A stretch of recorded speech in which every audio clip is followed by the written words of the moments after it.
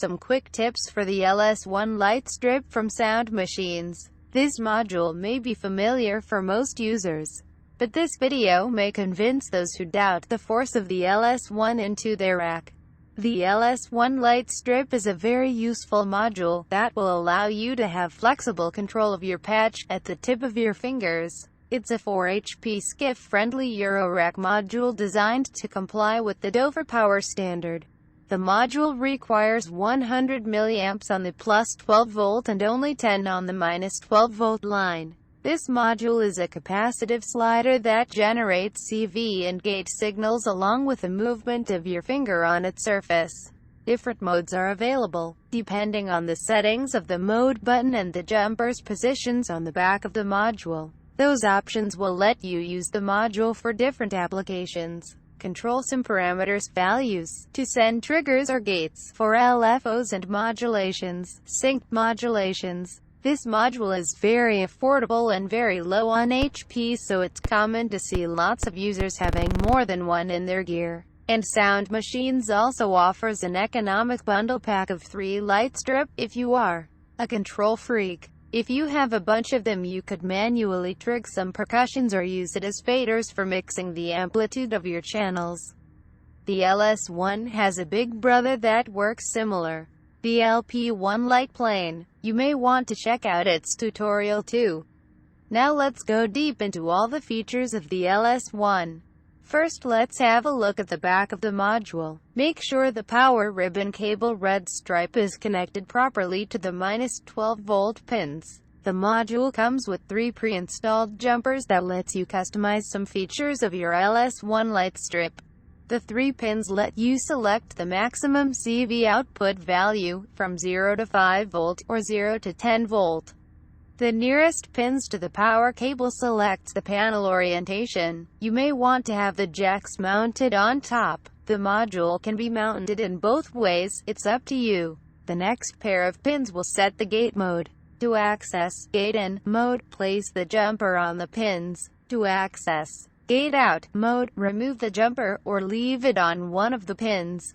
We will explain later in more details the difference between these modes. Now let's see each mode the LS1 provides us.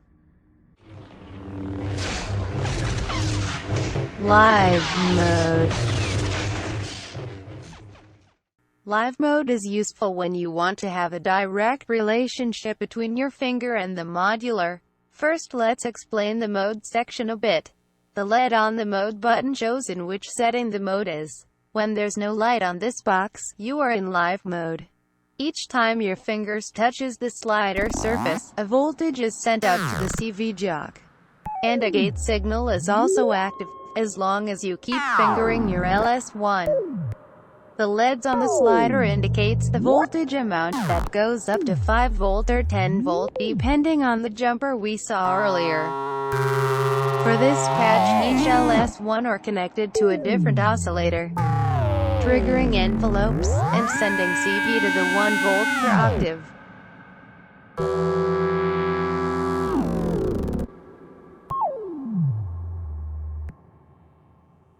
For this patch, the first LS1 trigged the envelope and the pitch of the oscillator. All other ones are controlling some other parameters, like wave shapes, bit pressure, and filters.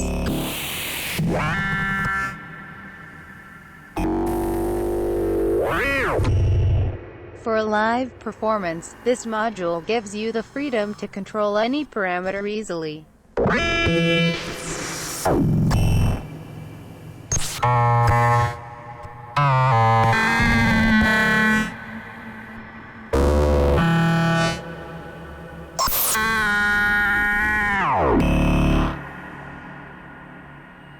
If you have a bunch of LS1, you could use each gate outputs to trig some percussions.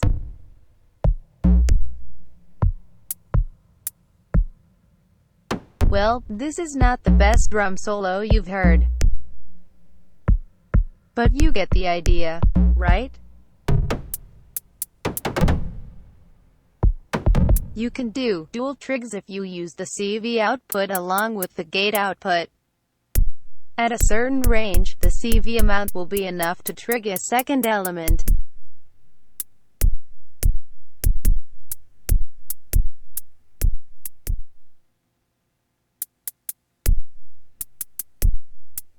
Unfortunately, I'm not good at drumming, but this feature can be very good if you want to add some human feel.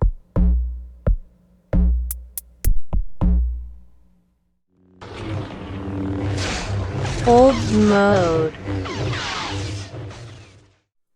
To access hold mode, just push on the record mode button without touching the slider. The mode is entered correctly when the light is on. Then just touch the sliders and its value will hold still. Then your LS1 are becoming a mixing interface.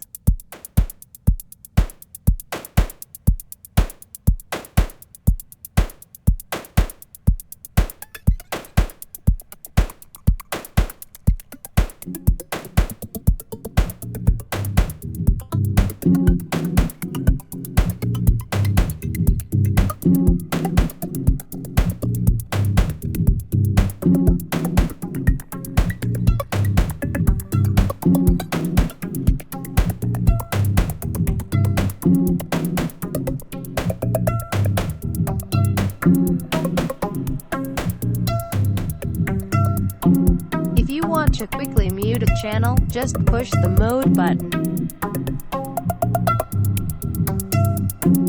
Push the button again if you need to get the amplitude back.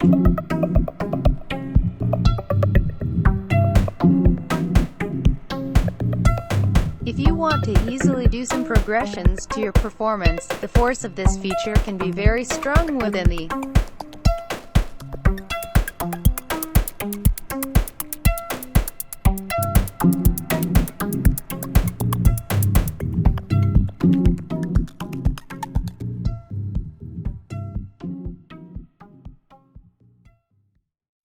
In this example, the hold mode will hold the values of the parameters of a sequence. The first one will set the main tempo.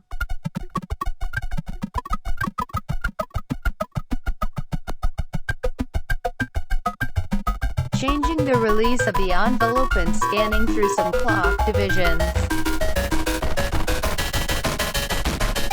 Any parameter you like can be manipulated.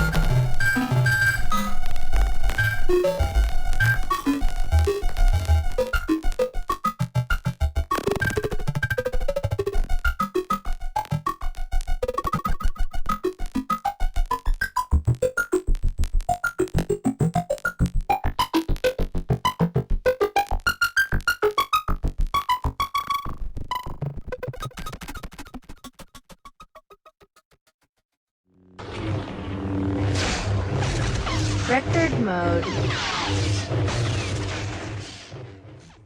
This mode operates differently depending if you are using it with gate in or out.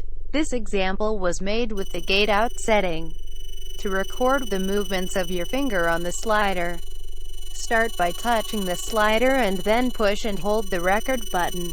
You should notice the LED will blink fast. Once you're done with your movements, release the touch. The motion will keep looping until you push the record button. You can sequence some sort of useful LFO this way.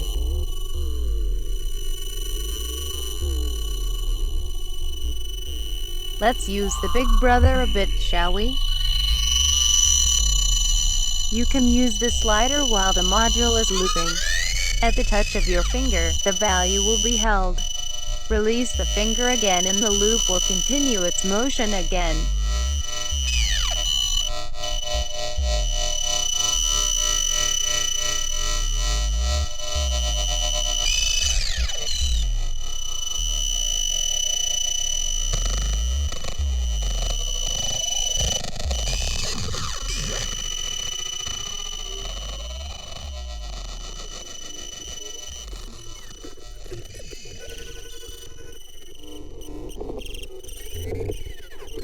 The LS1 was cleverly designed to be a powerful tool for your modular session.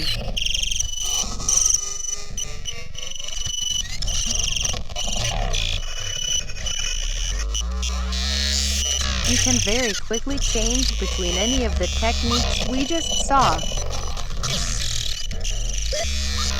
Live mode, hold mode, record mode.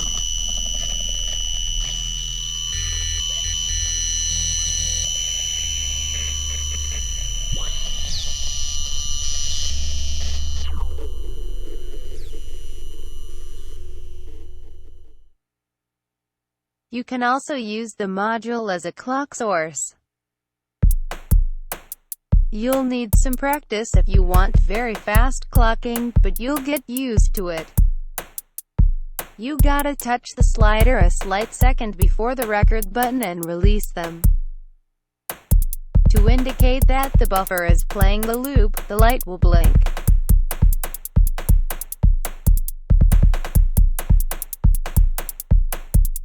If you like random or unsteady clocks, it's even easier to execute.